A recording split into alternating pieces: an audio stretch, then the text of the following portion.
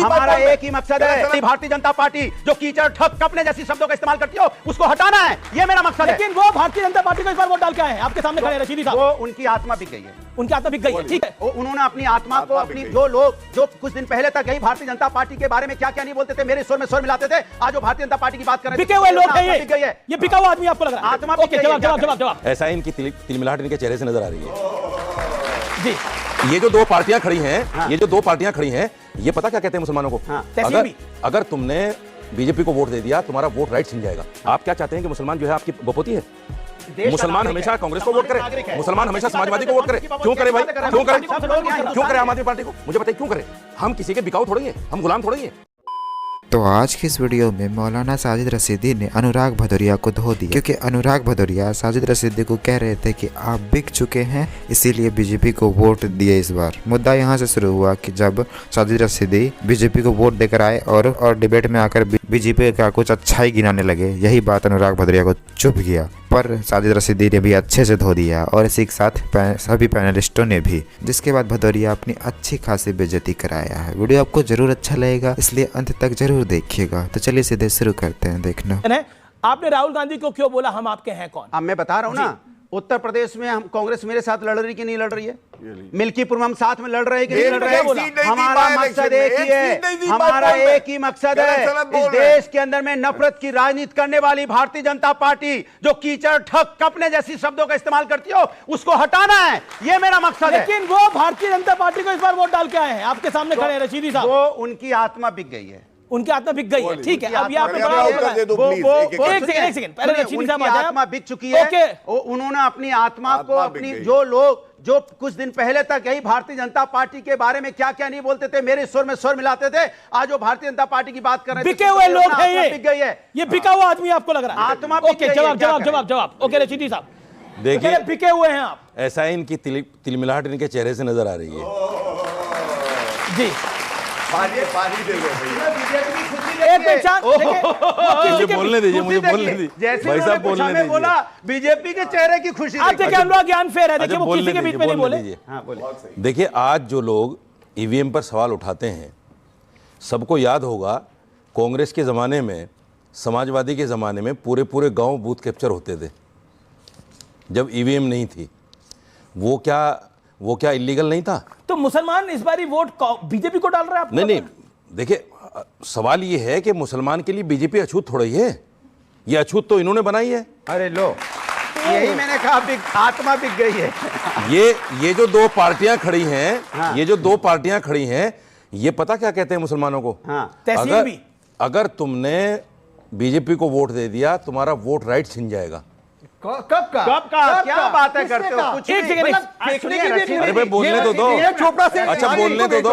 ये देखो तिलमिलाहट इसको कहते हैं, ये तिलमिलाहट है, ये तिलमिलाहट है, ये तिलमिलाहट है, कर दिया आपने मौलाना साहब। देखिए ये तिलमिलाहट है। 30 सेकंड दीजिए।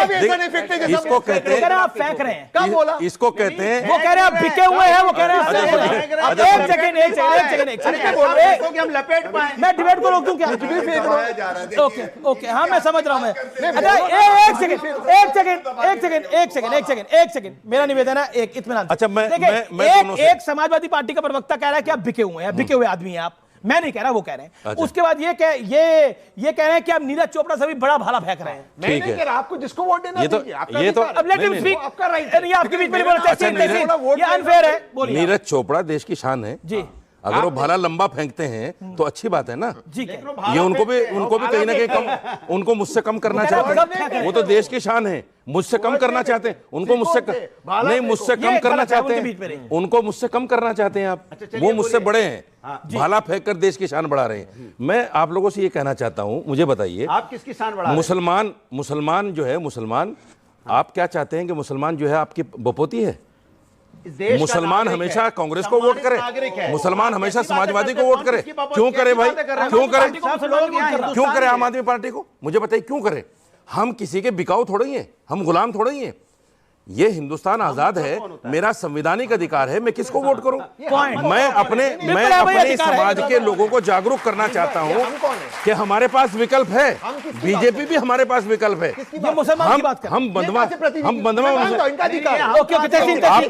आप कांग्रेस के प्रवक्ता हैं, आप कांग्रेस के प्रवक्ता हैं, आप कांग्रेस के प्रवक्ता हैं, आप कांग्रेस के प्रवक्ता हैं, कांग्रेस के नेता हैं, कांग्रेस के नेता, ये अभिनेता है। अमीश भाई, ये अभिनेता है, नेता नहीं, अभिनेता, एक्टिंग करते हैं खड़े होकर। भाजपा को देना है, भाजपा को दीजिए, भाजपा को देना है, भाजपा को दीजिए, आम आदमी पार्टी को देना है दीजिए, समाजवादी को देना है, कांग्रेस को, ये आपका अधिकार है। प्लीज किसी भी व्यक्ति के बहकावे में आके या उनके बोलने पर मत दीजिए। और आप सबका, और आपके कहने से कांग्रेस को बोला कि आप कांग्रेस को वोट दीजिए। एक बार बोला मैंने कांग्रेस को वोट दो। मैंने बोला देखो, नीरज चोपड़ा तो ज्यादा फेंकते हैं, वो भाला फेंकते हैं, ये सिर्फ झूठ फेंकते हैं। अरे आपके कहने से कांग्रेस को क्यों दे? अनुराग भदौरिया, आपको तो आजम खान के मुद्दे पर भी एक्सपोज कर रहे हैं। ये कह रहे हैं आजम खान का तो ध्यान रखा नहीं आपने, और आप मेरे सेकुलर बने फिरते हैं। आप कमाल की बात करें, आप बताएंगे हम अपने नेताओं का ध्यान रखने नहीं देखते हैं। आप कोई ठेकेदार बन गए क्या? देख रहा है। नहीं, कौन देश देख रहा है ना? देश देख रहा है। समाजवादी पार्टी हमेशा अपने हर नेताओं का, सुन लीजिए मेरी बात,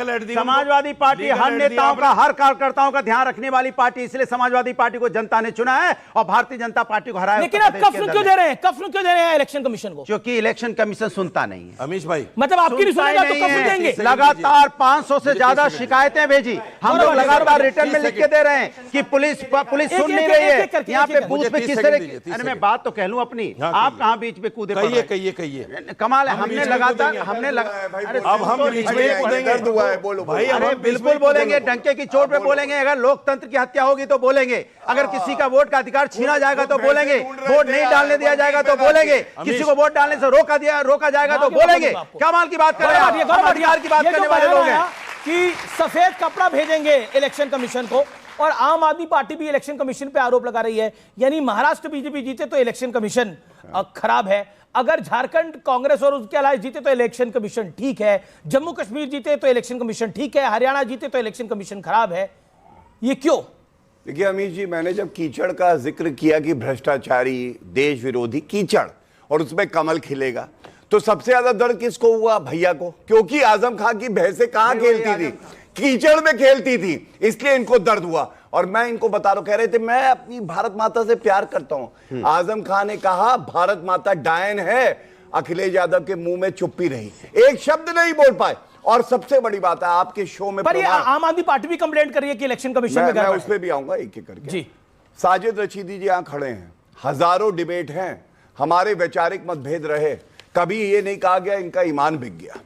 एक डिबेट में इन्होंने कहा कि भाजपा को वोट किया है तो इन्होंने क्या कहा? ईमान बिक गया। और फर्क क्या है? मुसलमानों ने क्यों भाजपा के लिए वोट किया? अगर इन्होंने किया तो मुस्लिम महिलाओं को उनका हक नहीं मिलता था, ये कहते थे मुस्लिम हमारे वोटर हैं, उनको हक नहीं दिला पाए। ट्रिपल तलाक को अपराध बना दिया मोदी जी ने, इसलिए इन्होंने वोट किया है। अनुराग भदौरिया जैसे लोग डिबेट में आकर भले कुछ फैक्ट पर बोले ना बोले, पर लोगों का मनोरंजन अच्छा करते हैं। एक तो ये सामने वाले को बोलने ही नहीं देते हैं, पूरे डिबेट में सिर्फ चिल्लाने के अलावा और कुछ भी नहीं रहता जो लोगों को सुनकर अच्छा लगे इसका एक भी बात को। उसके बाद जब सामने से कोई फैक्ट पर बातें करता है या सच बोलता है तो ये सुनना ही नहीं चाहता है, इसी वजह से हर बार अपनी धुलाई भी कराता है, ऐसा ही कराएगा भी आगे। खैर, आपको अगर थोड़ा सा वीडियो अच्छा लगा तो वीडियो को लाइक कर दीजिए, और ऐसे ही वीडियोस के लिए आप हमारे चैनल को सब्सक्राइब जरूर कर लीजिएगा। हम मिलते हैं बहुत जल्द किसी और वीडियो में।